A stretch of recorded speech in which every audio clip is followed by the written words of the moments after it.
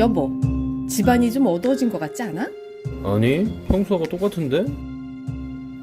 여보, 아무래도 집안이 어두워진 것 같아. 어둡긴 뭐가 어두워. 평소하고 똑같아. 여보, 나 눈이 이상해진 것 같아. 어두운지 밝은지 구분을 못해. 괜찮아. 내가 알려주는 것만 알면 돼. 나는 다 알아.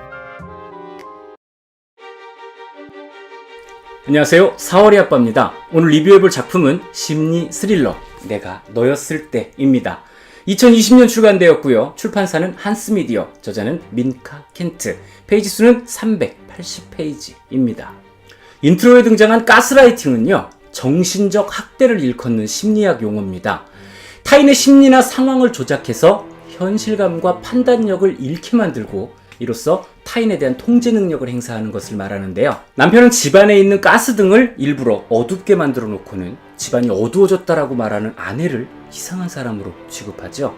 그것이 반복되자 결국 아내는 자신을 의심하기에 이르르는데요. 이 작품은 강도 사건을 겪은 후에 트라우마에 시달리고 있는 여성을 대상으로 펼쳐지는 가스라이팅을 중심으로 이야기를 진행합니다. 주인공은 자신의 신분을 도용당했다라는 의심을 시작으로 누구도 믿을 수 없는 상황에서 자기 자신에 대한 확신조차 가지지 못한 채 혼란에 빠집니다. 곧바로 줄거리를 알아볼게요. 내가 운이 좋았다고들 했다. 의사와 간호사, 그리고 칼에 찔리고 폭행당해 쓰러져 있는 나를 발견한 경찰까지 다들 같은 말을 했다. 운이 좋아 죽지 않았다고. 주인공의 이름은 브리엔. 그녀는 6개월 전 강도에게 공격을 받아서 겨우 목숨만 구했는데요. 그 후로 삶이 완전히 망가져 버렸습니다. 지금까지도 경찰은 범인의 윤곽조차 잡지 못하고 있어요. 브리엔은 트라우마에 시달리며 의심으로 가득 찬 삶을 살고 있습니다. 언제 어떤 일이 자신을 덮칠지 전전긍긍하면서 칩거 중인 브리엔. 다행히 물려받은 재산이 넉넉한 덕분에 집 밖으로 나오지 않고도 먹고 살 수가 있었는데요. 넓은 집에서 혼자 지내지 말라라는 친구들의 조언에 따라서 구인 광고를 통해 룸메이트를 구했습니다. 그렇게 종양외과 전문의로 일하고 있는 나이얼이라는 남자와 함께 지내게 됐죠. 나이얼은 브리엔의 사생활을 충분히 존중해주는 매너남인 동시에 그녀의 이야기를 잘 들어주는 친구 같은 존재가 됐습니다. 브리엔은 나이얼을 통해서 심리적인 안정을 느끼고 있어요. 우리는 집주인과 세입자의 관계지만 나는 나이어를 늘 내 집에 찾아온 손님처럼 대우하고 있다. 그와 함께하는 시간을 내가 좋아한다는 걸 그가 알면 좋겠다. 여기는 그의 집이기도 하니까. 브리엔은 점점 나이어를 더 깊이 알고 싶어졌습니다. 조금씩 그에게 집착하기 시작한 브리엔. 그가 없을 때 몰래 방에 들어가서 일기를 훔쳐보기 시작하는데요. 그 일기는 지금은 별거 중인 나이얼의 아내가 쓴 일기였어요. 그러던 어느 날 우편으로 도착한 부동산 서류와 열쇠. 뭔가 하고 자세하게 살펴보니까 어머나, 계약자가 브리엔 본인입니다. 임대료까지 선납했다는데요. 브리엔은 아무리 생각을 해도 자신이 부동산을 계약한 기억이 없습니다. 그게 무슨 일이래? 브리엔은 겁이 났어요.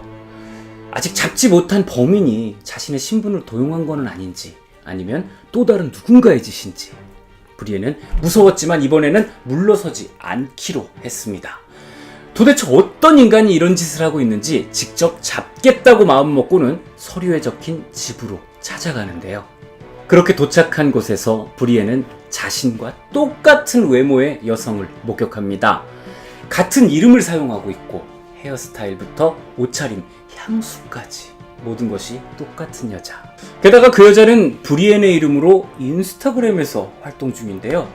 뭐지? 또 다른 나? 그러면 나는 누구? 그녀는 결국 가짜를 만나보기로 했습니다. 그렇게 가짜 브리엔의 직장으로 찾아간 주인공. 안내를 받아 그녀의 사무실에서 기다립니다.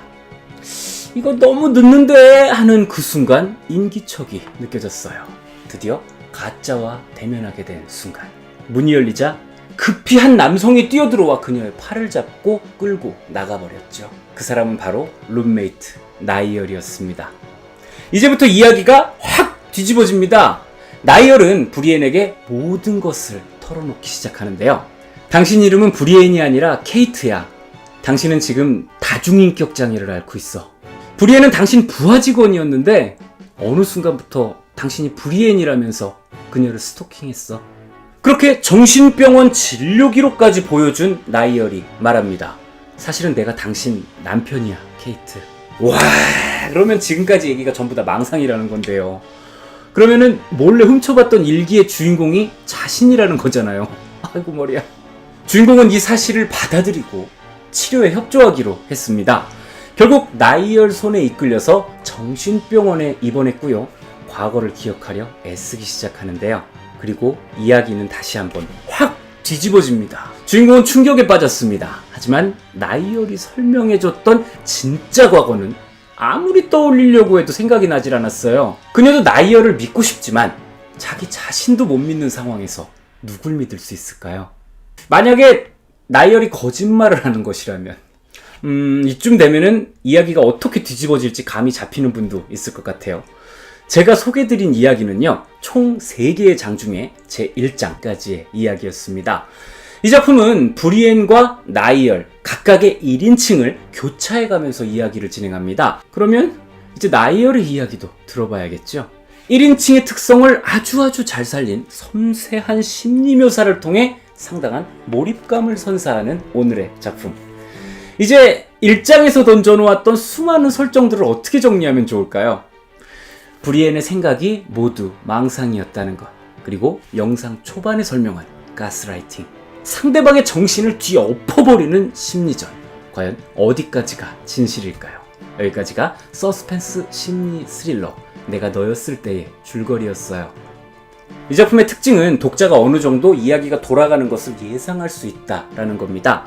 그런 거 있죠. 아무래도 얘가 지금 거짓말을 하고 있는 것 같은데 딱히 밝혀진 건 없고, 그러다가 작품 중반쯤 돼가지고 모든 진실이 딱 공개가 됐는데 혹시 이것도 거짓말 아닌가 하는 의심을 가지게 되는 진행. 이럴 땐 어떡하죠? 무조건 쭉 달려야죠. 여러분은 추리물이나 스릴러물을 읽을 때 결말, 요거에 대해서 어느 정도 비중을 두시나요? 저 같은 경우에는 결말보다는 과정에다가 큰 비중을 둡니다. 독자마다 결말에 대한 만족도는 다를 겁니다. 보통 책의 맨 마지막 페이지 근처에서 사건이 매듭지어지는데요. 만약에 결말에만 집중하고 책을 읽었다면, 아니 내가 지금 이 꼴을 보자고 이 수많은 페이지를 다 읽었단 말이야? 이라는 허무감을 느끼실 수도 있어요. 그래서 저는 과정을 즐기는 편인데요. 너무 허무맹랑한 결말만 아니라면 책 분량의 대부분을 차지하는 과정을 충분히 즐긴 것만으로 만족합니다. 이번 작품은 저에게 과정을 통해서 충분히 즐길 것을 제공했고요. 결말도 만족스러웠던 작품입니다. 속도감 있는 서스펜스 심리 스릴러를 찾고 계시다면 추천할게요. 네, 여기까지가 오늘의 작품 내가 너였을 때의 리뷰였습니다. 영어로 된 원제도요, When I Was You로 동일합니다. 작품을 다 읽고 나서 생각을 해보니까 제목을 참 잘 지었더라고요. 여기서 중요한 건 동사의 과거 시제 was였어요. 저는 또 다른 작품으로 여러분을 만나러 오겠습니다. 즐겁게 감상하셨다면 구독, 좋아요, 알림 설정까지 꼭 부탁드리겠습니다. 감사합니다.